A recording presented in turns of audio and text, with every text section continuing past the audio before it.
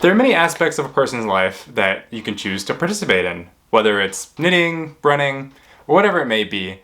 We choose what it is that we want to participate in. However, there is one occupation that we must participate in on a day-to-day basis, and that is sleep. Let's jump on into it.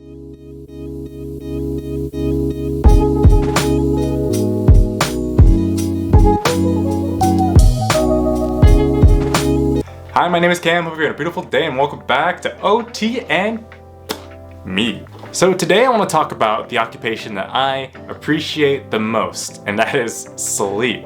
I can't tell you how much over and over and over again I love sleep.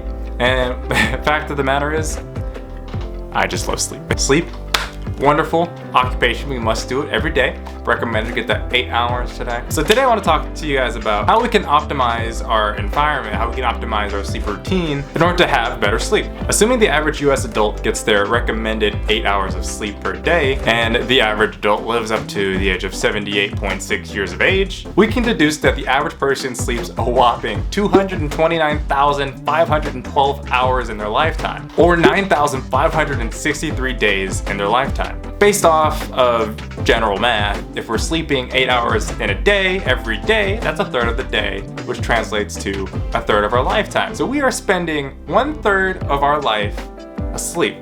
We're spending 229,512 hours of our life asleep. We are spending 9,563 days asleep. Just think about that. Isn't that so mind-blowing? So mind-blowing. Needless to say, sleep is the occupation we spend the most time in, making it one of the most important occupations that we could to optimize. If you missed my previous video about occupations and why sleep is an occupation, be sure to check out this playlist right here. Hey. Since sleep is so important, it is important that we also optimize our environments and sleep routines in order to maximize our sleep efficiency and ultimately engage in better sleep. Because who doesn't want to sleep better? I know I do. Sheesh, I love my sleep. Ain't that the truth? So, funny enough, our ability to sleep at night effectively starts with our waking hours during the day. So it all starts with our circadian rhythm, right? Which is kind of like this 24-hour clock that is running in the back of our brains, the back of our minds, the back of our bodies. It's this clock that is always running. The circadian rhythm essentially tells us whether it's day or whether it's night, whether it's time for us to be alert and awake versus when it's time for us to be asleep. So making sure that we have that sunlight exposure during the day helps to tell our brains that we need to be alert, and that will start up our circadian rhythm for the day, which will in turn lead to the nighttime, which will tell our body that it's time to go to sleep. Sunlight exposure during the day, super important. Also, physical activity. So being physically active during the day makes it so much easier to fall asleep at night. Making sure that we're not smoking, as nicotine stimulates the body. Also making sure that we're reducing caffeine and alcohol intakes, as caffeine stimulates the body, it's a stimulant, and alcohol just does not lead to effective sleep. Also making sure that we're not eating too late, as this will also affect the sleeping process as we are digesting, affecting our ability to fall asleep. Finally, with our during the day activities, we want to make sure that we're really restricting our in-bed activities, limiting our in-bed activities to sleep and sex. That's it. All right, so now let's talk about the sleep environment. All right, so now let's talk about the actual sleepy time.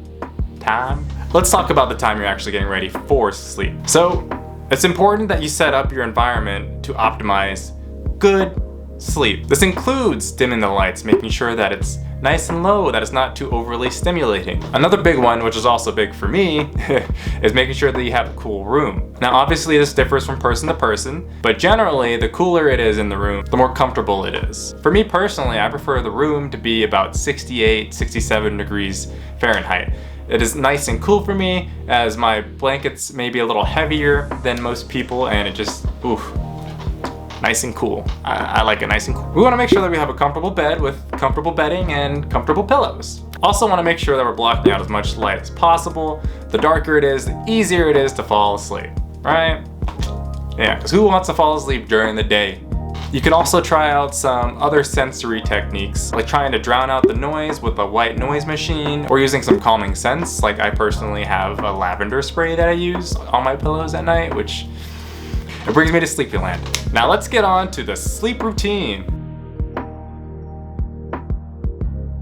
Alright, so with the sleep routine, it's about setting up these habits and these routines that we perform on a day-to-day basis that lets our body know we're getting ready for bed, that we're getting ready for sleep.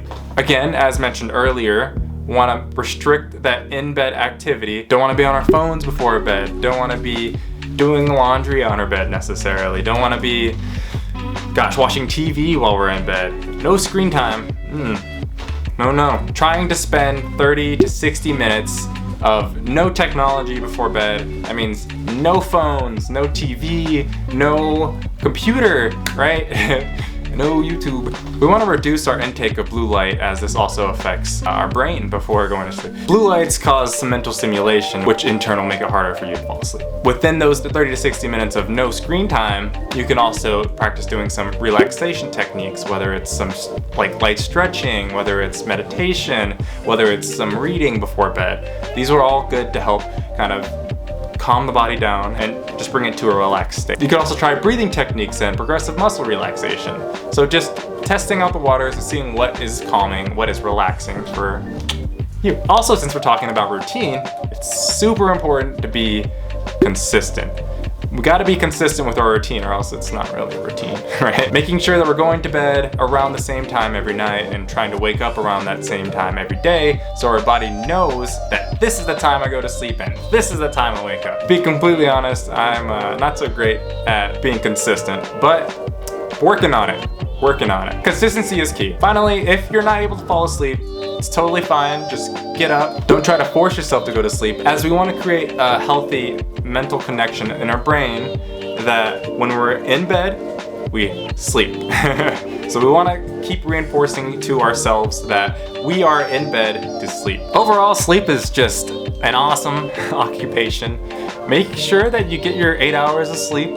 Make sure that you're following your sleep routine that is specific to you. Ultimately, sleep is a very personal occupation. How you sleep is not how somebody else will sleep. And what your routines are is not going to be somebody else's routine is. What you do before going to bed, what you do to go to sleep, and how long you sleep for totally depends on you and what you need to go to sleep. Whether it's wiping your face off before you go to bed, you have a whole facial routine, whether it's reading before bed, whether it's listening to some soft music before you go into bed. Everybody has their own ways of going to sleep. It's just a matter of finding out what works for you. Don't forget to like, subscribe, and I'll see y'all in the next video. Hope you guys continue to have a beautiful day. Wishing you wellness through occupation, and take care, y'all.